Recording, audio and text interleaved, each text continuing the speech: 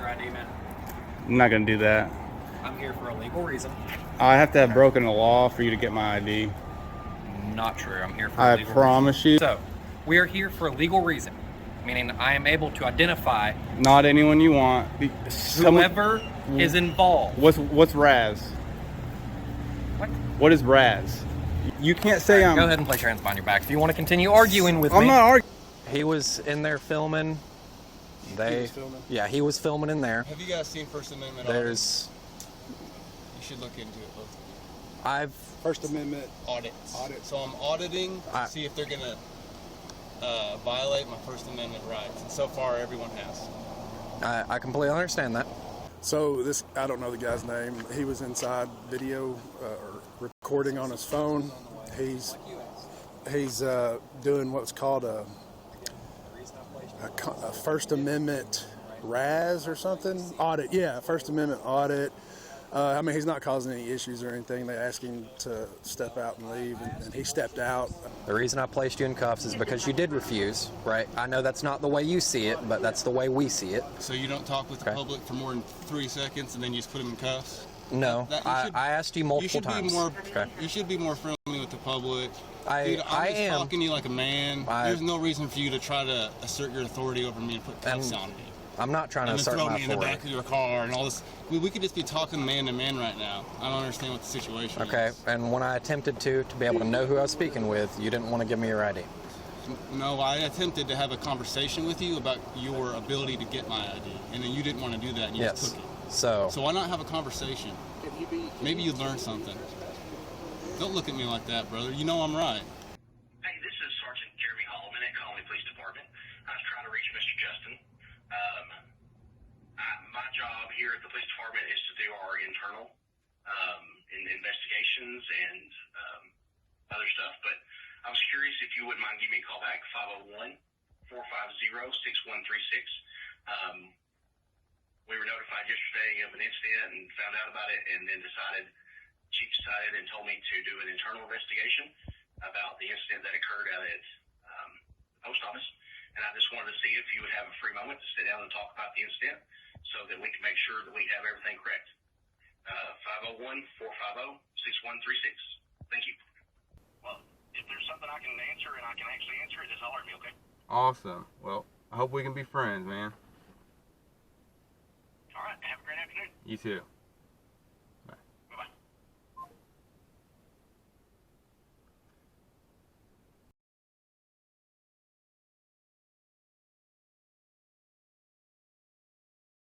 Is this where I make complaints? File a written complaint? Wait, why is this? You'll know it's just backwards. You guys are playing on an officer? Oh, yes, ma'am. Okay. Yeah. All right, so she's not done one of these before, so. Me neither. Okay. All right, what's up, everybody? Just a quick update here. So to everybody that said Conway would not do the right thing and that internal investigations would find no wrongdoing, check this out. It at least appears they are doing the right thing. Sergeant Holloman called me yesterday, said that there would be new training over the next month. There would be discipline with the officers. So shout out to him. I'll be following up on all that. And shout out to Chief Tapley. There's the wrong way, and then there's the Conway, hopefully. Hey, I'm not here to harass you or anything. I just wanted to ask you a couple questions real quick, if that was cool.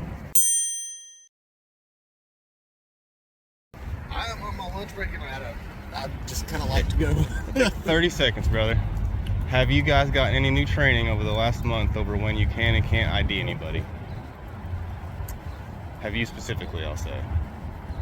Well, I'm just not going to get into it. So is that a no?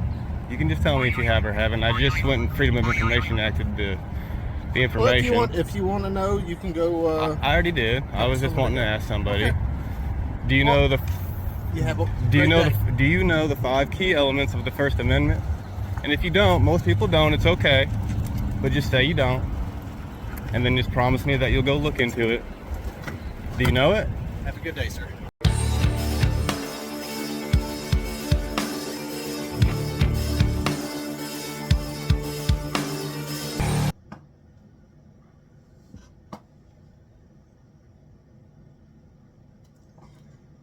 All right, what's up? So last week I went and FOIA'd a bunch of information, and I haven't got a chance to look at it yet. I wanted to look at it for the first time with you. So here it is. The email from Sergeant Jeremy Holloman, the Sergeant of Internal Affairs. He wrote, "Below you will find 3 links for the information requested. I put them in 3 folders since there were 3 requests to keep them straight. The first is a listing of officers. The second is the training and a list of those who have taken the course. The third is the disciplinary. The incident that you were involved in did not rise to the level of loss of pay. Since there was no loss of pay, the internal investigations does not reach the point of being released per FOI. Officer Antone has never been suspended or terminated, so there are no records there for him. Officer McGary, however, has, and that is included." So he even knows my nickname. Let's click on the first one and just kind of scroll through that real quick.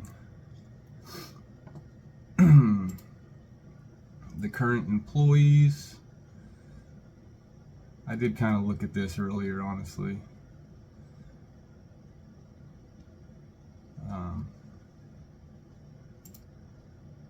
And then he even included people that are not employed anymore. So that was nice of him. Alright, the second thing is the retraining. And a list of people who have completed it. So real quick, I want to look at the people that completed it first. I'm going to look for Antone, Colton Antone. He completed it with 100%. Where did I see McGary? Here he is. He completed it with 100%.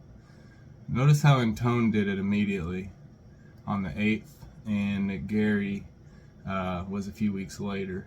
Another person I want to look at, if you've seen my most recent video, I asked a cop about if he had taken the retraining, and he didn't want to answer. So let's see, Jeremy Perkins, he did, and passed the same day as McGary. So why not just say he took it and passed? Why does he have to be like, oh, I don't want to get into it, blah blah blah? It's pretty silly. So let's look at the PowerPoint of First Amendment Auditors is the title. I thought this was a retraining on the 4th Amendment. Let's see what they have to say. We the people. I like the background. First Amendment Auditors of the U.S. Constitution. Congress shall make no law respecting an establishment of religion or prohibiting the free exercise thereof, or abridging the freedom of speech, or of the press, or of the right of the people peaceably to assemble and to petition the government for a redress of grievances. So when I asked Perkins about the First Amendment, he didn't seem to have an answer, but he got 100% on this test. What do they do? Wikipedia defines them as activists and citizen journalists that test constitutional rights, in particular, the right to photograph and video record in a public space. First Amendment audits are conducted by citizens with the goal of seeing whether or not their First Amendment right to photograph or video record is challenged in public spaces by members of government. Auditing is seen as a form of activism. What do? They travel to places, spaces considered public property, such as sidewalks or public right-of-ways, and or places upon to the public, such as post offices, police stations, courthouses, or other government buildings.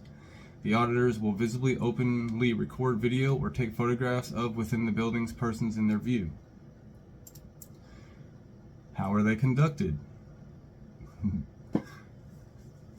When are we getting into learning the law and when you can and can't ID somebody? Anyways, recording on government property. An auditor will carry an active visual recording device, something as simple as a smartphone, into a public area of government space. The auditor's goal is to see if a member of government will challenge or question their recording or photographing while on the grounds within the building. The auditor may or may not engage public officials to gauge a response to the recording. The auditor many times will record the posted regulations regarding imaging within the building to show the establishment's rules. How are audits conducted? If the auditor is confronted by personnel regarding their recording, the auditor's response may vary. Depending on the interaction between the auditor and the location's personnel, law enforcement may be called to intervene or assist. Auditors will then record any all interactions with the law enforcement. Law enforcement response. What to do? All right, here we go. So,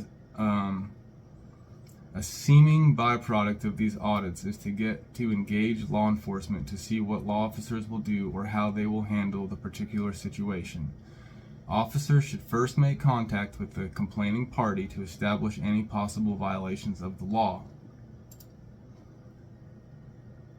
It will be important to ensure you determine what the primary complaint is and whether or not the complaining party wishes to pursue legal charges against the auditor. Keep in mind the auditor may use various tactics to control the situation, such as talking over you, and that's what police do. That's all they do. They don't listen to a word you say, and they just talk over you, because everything they say is right, and it doesn't matter what you say. So that's kind of weird that, anyway, so such as talking over you, and may continuously cite their rights to record and be present in public space. God forbid they cite their rights. Keep calm during your interaction with the auditor. Law enforcement response. What to do? The law enforcement officer's job during these interactions is not to enforce an establishment's rules or regulations. It is to ensure violations of Arkansas law are dealt with properly. Okay. Handle the violations of law in accordance with Arkansas rules of criminal procedure. Rule 2.1, definitions. For the purpose of this article, unless the context otherwise plainly requires, reasonable suspicion means a suspicion based on facts or circumstances which of themselves do not give rise to the probable cause requisite to justify a lawful arrest, but which give rise to more than a bare suspicion. That is, a suspicion that is reasonable or opposed to an imaginary or purely conjectural suspicion. Conjectural, sorry. 2.2 rule. Authority to request cooperation. A law enforcement officer may request any person to furnish information or otherwise cooperate in the investigation or prevention of crime. The officer may request the person to respond to questions, to appear to a police station. The officer may request the person to respond to questions, to appear at a police station, or to comply with any other reasonable request. An officer may request any person to furnish information. You can request it. I don't have to give you my ID just because you request it, and I don't have to answer any questions just because you request it. So I feel like that's a little gray, the way they worded that. It's probably going to give officers the wrong idea, I feel like. Let's carry on. In making a request pursuant to this rule, no law enforcement officer shall indicate that a person is legally obligated to furnish information or to otherwise cooperate if no such legal obligation exists.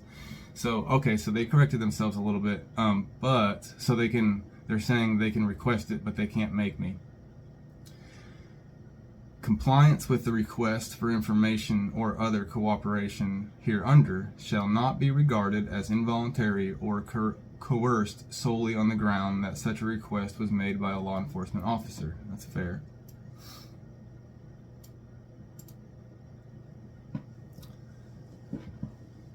Arkansas Rules of Criminal Procedure. Rule 2.3. Warning to persons asked to appear at a police station. If a law enforcement officer acting pursuant to this rule requests any person to come to or remain at a police station, prosecuting attorney's office, or other similar place, he shall take such steps as are reasonable to make clear that there is no legal obligation to comply with such a request. Arkansas Rules of Criminal Procedure, Rule 3.1, stopping and detention of person, time limit.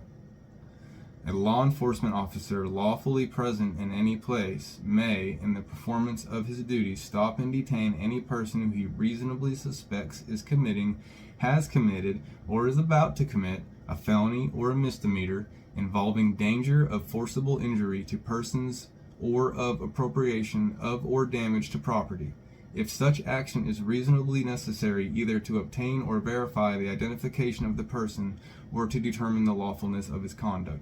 So they are saying the thing we all know: you need to suspect me of a crime, or I'm about to commit a crime, etc., before you can require my ID. An officer acting under this rule may require the person to remain in or near such place in the officer's presence for a period of not more than 15 minutes, or for such time as is reasonable under the circumstances. So they can't just hold you there indefinitely. They got 15 minutes to conclude that you have committed a crime or about to, and if none of that's happened and 15 minutes has passed, it's time to go. So then it says, at the end of such period, the person detained shall be released without further restraint or arrested and charged with any offense. Doing good so far, Conway. Arkansas Rules of Criminal Procedure, Rule 3.2, advice as to reason for detention. A law enforcement officer who has detained a person under Rule 3.1 shall immediately advise that person of his official identity and the reason for the detention. So if I'm detained, so I guess they're saying they don't have, or I guess they aren't saying that they don't have to identify until I'm detained, but they are saying that once I am detained, it's required to state who they are and why I am detained. So that's good to know. Let's see, what do we got left? Audits of law enforcement. Auditors may also choose to film LEOs while performing their day-to-day duties. Auditors may choose to film at traffic stops, calls for service locations, or they also choose to film on the grounds of the police department. We must remember a person's right to record LEOs has been designated a protected activity by the courts. Yes, sir. Filming on government-controlled spaces. An auditor can film through open windows as long as it does not violate any voyeurism laws. This includes vehicles. That's correct. Auditors may choose to record all vehicles parked on government parking lots. They got it covered. They may choose to do this to get a negative reaction from an officer or employee. Some people may. I don't do anything to get a negative reaction. If you have a negative reaction, that's on you. I don't know if you've watched my previous videos, but I'm never the one starting the interaction. The negative interaction, anyway. Filming on government-controlled spaces. Unless signs are posted specifically prohibiting unauthorized persons to be present on the lot, they can be there. If the individual is not specifically barred from being in certain areas on the lot, they may also record while on the lot, to include the interiors of the vehicles, license plates, etc. The best way to secure items information from viewing recording is to sanitize the contents of the vehicle, hide items, and close laptop screens, bags, etc. They got it, man. It's not hard. Filming of law enforcement during enforcement or other activities. Do not interrupt or challenge recording that is taking place in areas open to the public. If the public can be in that place, they can record there too. Well said. Be careful about engaging anyone filming. The individuals may attempt to elicit a negative response from you. Do not fall for any traps.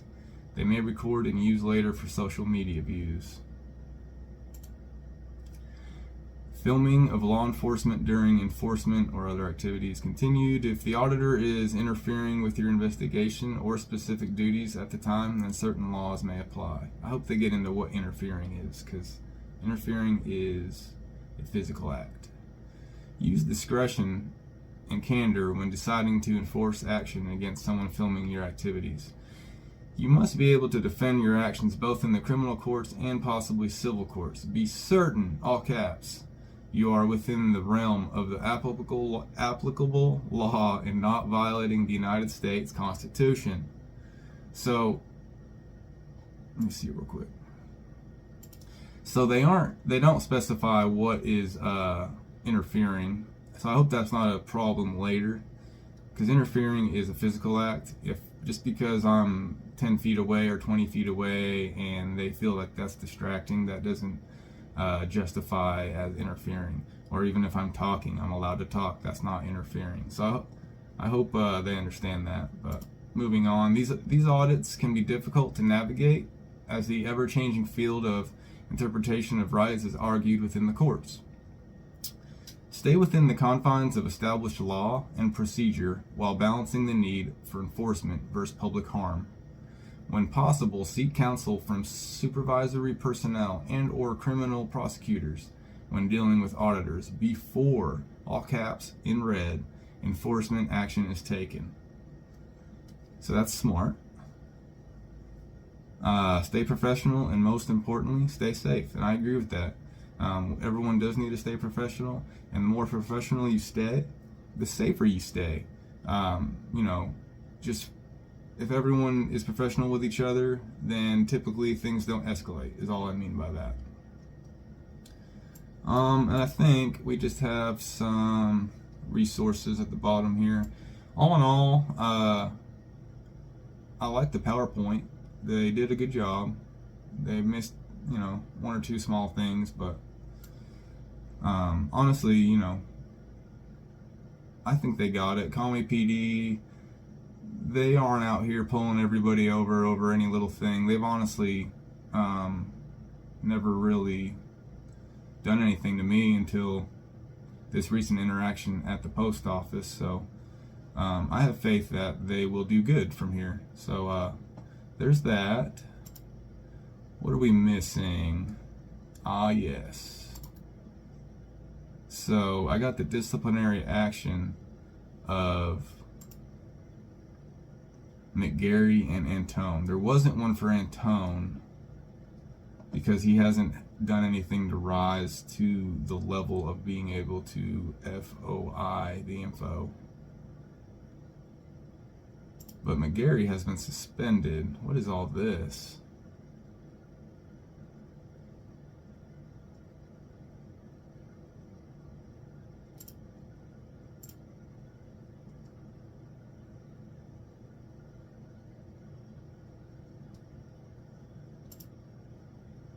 What is this in here again for? Oh, he put this in here again.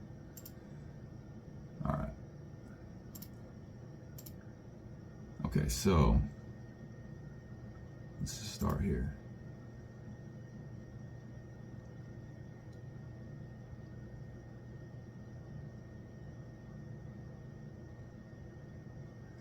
Okay, so this is the letter from the chief to McGary. Let's skim through this real quick. This should cover it for us. To Officer McGary, from Chief Tapley, our man. After a thorough administrative inquiry conducted by Sergeant Jeremy Hallman, our other friend, it is conclusive that you did violate the following policy and or procedures mandated by the Conway Police Department Policy Manual 500-1, Property and Evidence Control. The administrative inquiry revealed that on February 3rd, 23, so this was 11 days before the day I was violated at the post office, which was Valentine's Day, the 14th.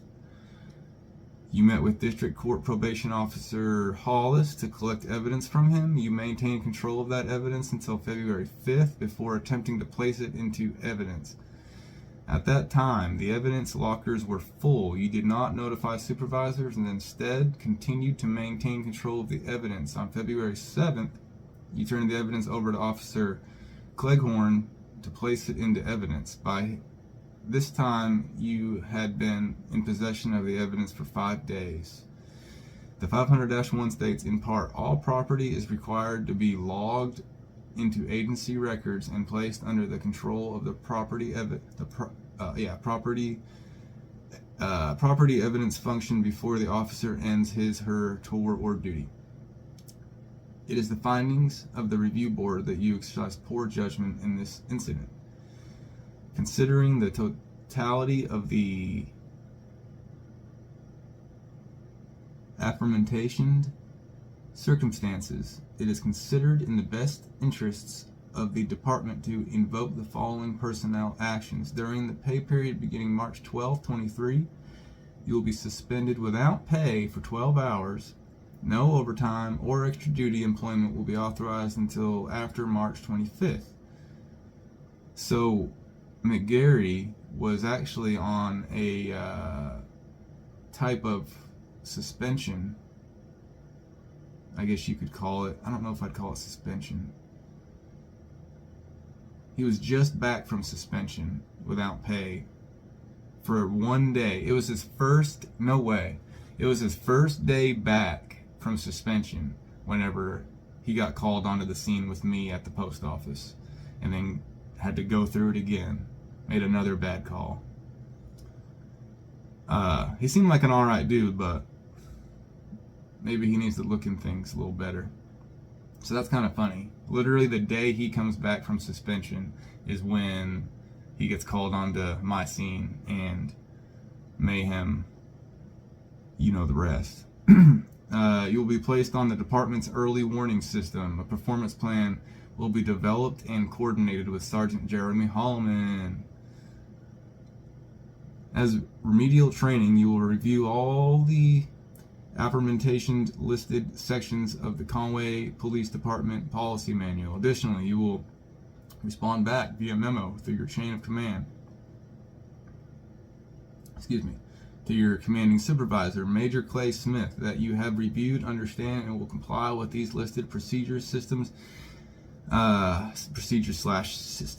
Major Smith will advise me when your response has been received. You should receive your response on the first day you return to work after your suspension is complete. So that should be, if it started on the 12th, and then it was the 13th, the 14th was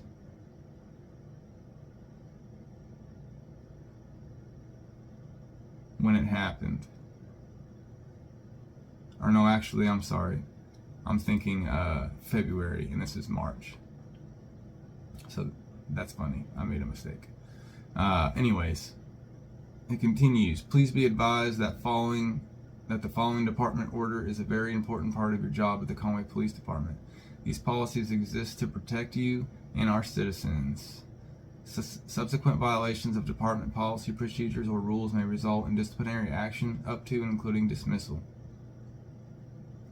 So, overall, that shows good on Conway PD. This wasn't a big deal. This looks like he had evidence. He was supposed to turn it in. There wasn't any room to turn it in, so he held it for another day or two until he was able to turn it in, or I guess 5 days, which is quite a bit. And instead of, just shrugging that off or putting that under the rug, they wrote him up and suspended him for 2 days over it. So that shows good. As something as small as that, they take serious. So I like that. I approve. So that's all I got, guys. Let's see. This is just some other stuff.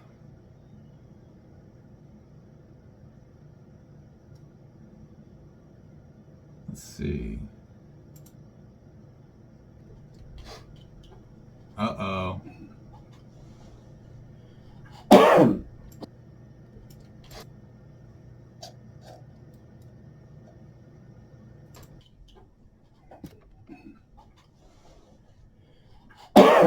Today is February 13th, 2023. I have got 10:25 a.m.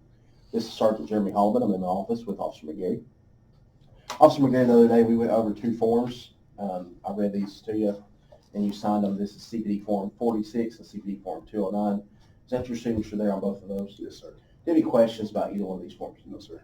If at any time you think of something or something pops up let me know, okay? Okay.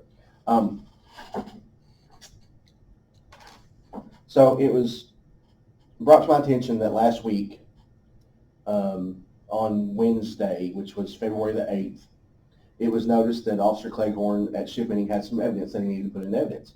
And so there was a question as to why, why was that on the first day of working? Why do you have that? And so being off the previous 2 days, it's a valid question. And so I believe it is 2 vape pens. Yes, sir. Is that correct? That's correct. Tell me about that. How did you come into contact with and be in possession of those? Pens on his days off. I don't know that. I'm just. How'd you get it? Why'd you get it? What'd you get? And then how did it end up being in Claiborne? Sure, that's. Friday the 3rd, I took a report from a probation officer, Hollis, I believe is his name. Mm-hmm. And I guess the incident happened the week before that, but due to inclement weather, he didn't call us, I guess because of the snow days. Anyways, I took the report from him on the 3rd, which was a Friday. Got the evidence from him on the 3rd, which was a Friday. I did my report on it Sunday towards the end of shift, and at the end of shift, I attempted to enter the 2 vape pens into evidence and turned around to pick out a locker, and there was all the buttons were pushed except for the biggest one in there, the one you put a body in. So I didn't put my little envelope or little baggie of evidence in there. I got called to Conner Regional to relieve an officer watching the 10-15, so I stuck it back in my duty bag. Went and did that, and at the end of shift, I kept it in my duty bag and was going to enter it the next shift that we came in. Got sick, knew I wasn't going to come in on Wednesday, and I called Cleghorn on the phone, and I asked him, I said, hey, will you do me a favor? I've got this, I'm not going to be in work tomorrow. Will you enter this evidence for me? He said, yes. I took it to his house, and that's basically it. And I realized I'm up here for a reason, so I'm sure I did something horribly wrong. So yeah. Well, 500-1 is evidence and property control, and I'm sure them vape pens. Well, is there a reason why you didn't enter it in evidence on the day you got it? No, I'm just waiting to take care of that report on Sunday. There's no particular reason. From now on, I'm going to start doing that. Well, you should have been doing that already. Okay. You don't have to have a report done Okay. to put something in evidence. It should go into evidence and then do your report. Absolutely. So if I was asked, why didn't he put it in on Friday the 3rd when he got it?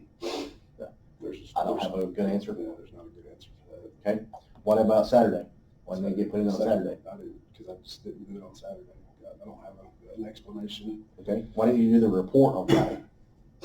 Well, I've been told that we can, if we have other reports to do, we can, just as long as we have our reports done by the end of our finishing shift. And so that was one of my last ones. So, He's nervous. The lockers were full on Sunday. Yes, sir. Did you tell your supervisors? No, I did not. Why not? I don't have an answer for that either. I should have. I should have gone to Sergeant and asked him what I needed to do, but I didn't. Yeah. In the past, and I don't know that this would be the case, but we can put it in the taser room. Okay. Temporary, just for future reference. Okay. The evidence in the taser room. Okay. Because it's a secure area. Okay. That only supervisors have access to. I've done that before, so. But it's how your supervisor wants to handle it. Yeah. Why call Cleghorn and take it to him? I called him because I wasn't going to be at work the next day. He was just the person I thought of. Yeah. No particular reason.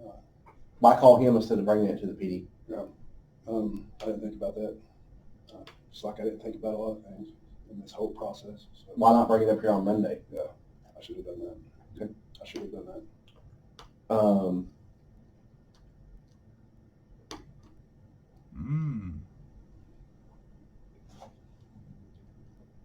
What was the evidence?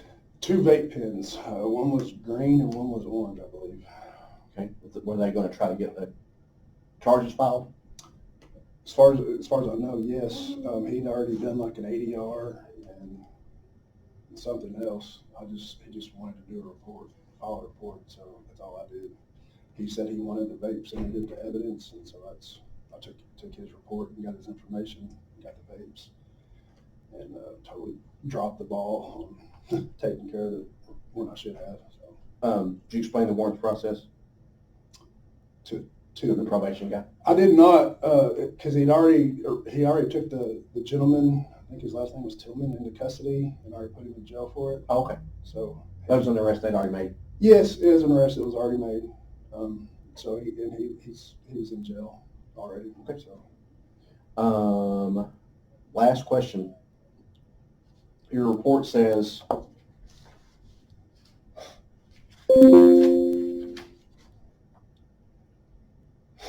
if I look at this report, it shows report number 23-02000324 says, I don't like looking at these on paper. I like looking at them better on the computer. Makes it a little simpler. Let me pull that up.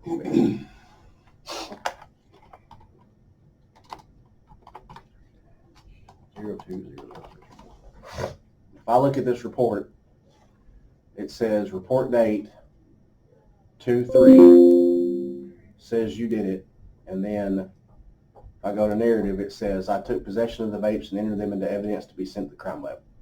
Would that be a true statement? No, not a true statement. Have you done a supplement to the report? Not yet. I haven't touched it. Get with your supervision and see if they want to do that. Okay. Okay.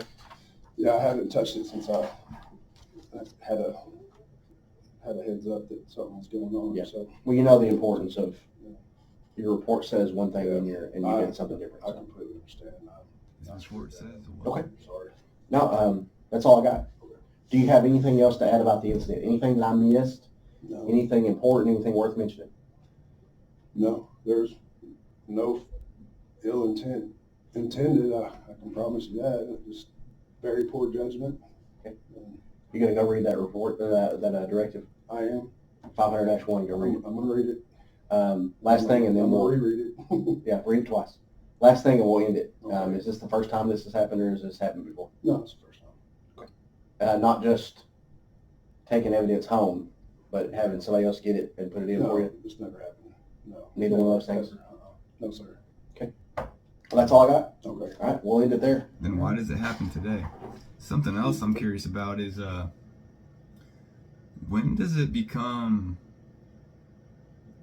when does it stop being evidence and just turn into possession? At what point does he get a charge for possessing illegal substances on top of that were supposed to be turned into the police department 5 days prior?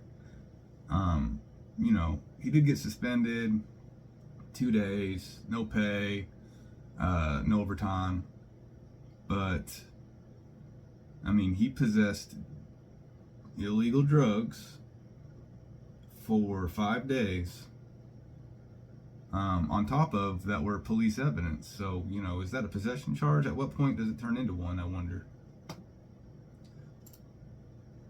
Let's see. We got another video. This is Sergeant Hallman in my office again. I've got Officer McGary. You just walked out like what, 3 minutes ago? I thought of a follow-up question, and since we left and started anew, you know that these still apply. Yes, that's okay. You said something that after you left made me think.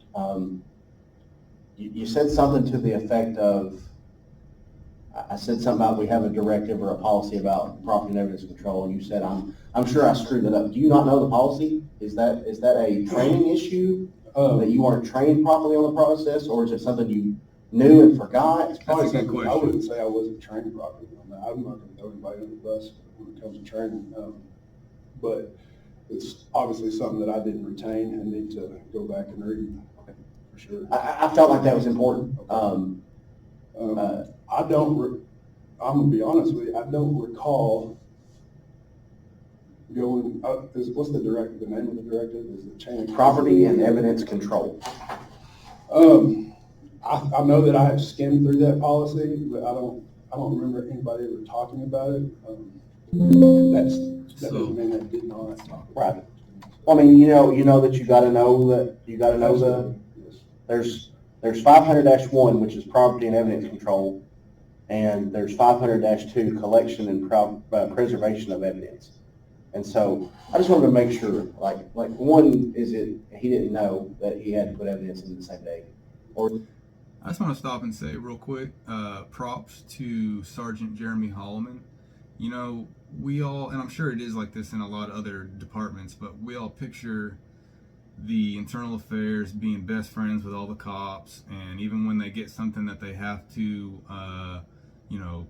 discipline the cops over, that it's still like a elbow to elbow, it's all good, buddy, type thing. But it really seems like Sergeant Holloman here is, he's really questioning him. They don't seem like buddy. Officer McGary seems nervous, which is how he should be. So I want to give it props to Holloman for doing his job properly. In my opinion, it's not what I pictured, and it's actually a lot better than I pictured. So that's really cool. Is it two? Yeah, I knew that. In this case, I got busy and didn't do that. Another thing I want to mention about it is another props to Sergeant Holloman is I didn't even know this happened. I didn't request this video. I just requested the disciplinary report of these officers.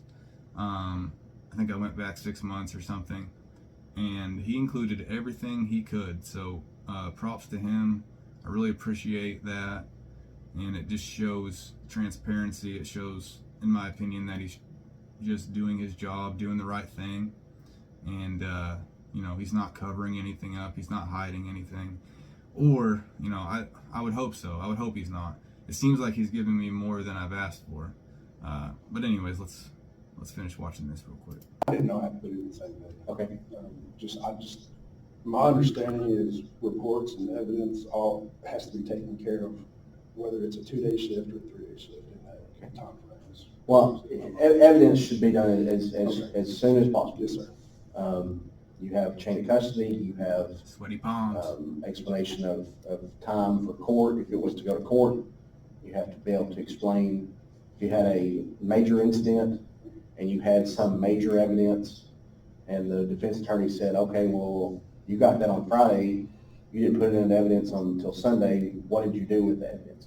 And so as soon as possible, I just wanted to ask you that. And so it's something that you have Power DMS, you got access on the server. You probably at some point in time acknowledged on Power DMS that you've read those. And so I just want to make sure it wasn't a training issue or it was a me issue. Is it a me issue? It's a me issue. Okay, that's all I had then. Okay. So I do want to look at one more thing. I just want to scroll through this. These are all the officers that 100% passed the retraining on the Fourth Amendment, on really First Amendment auditors, the retraining on First Amendment auditors. I don't like the way they went about it, but it is what it is. But anyways, 100% pass, everybody. Nobody got one thing wrong. So everyone is 100% clear on what you can and can't do. Oh, Mr. Wesley Pence, sir, I'm gonna need you to take your test, sir, and get 100% like everyone else, please. Even William Tapley took it. Look at that. Chief. Anywho, there better not be any more issues if everyone got 100%. So, we'll continue to test that here in Conway, and hopefully it goes fine. So, thanks for watching, and stay tuned for the next one. So another thing I wanted to touch on was the Conway PD seemed to disable their comments on their Facebook page for a while.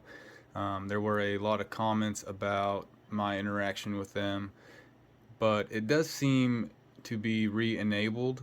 Also, I got word that David Grimes from City Council instructed Felicia Rogers, the assistant to the mayor, to add the chief of police and the records email to their website.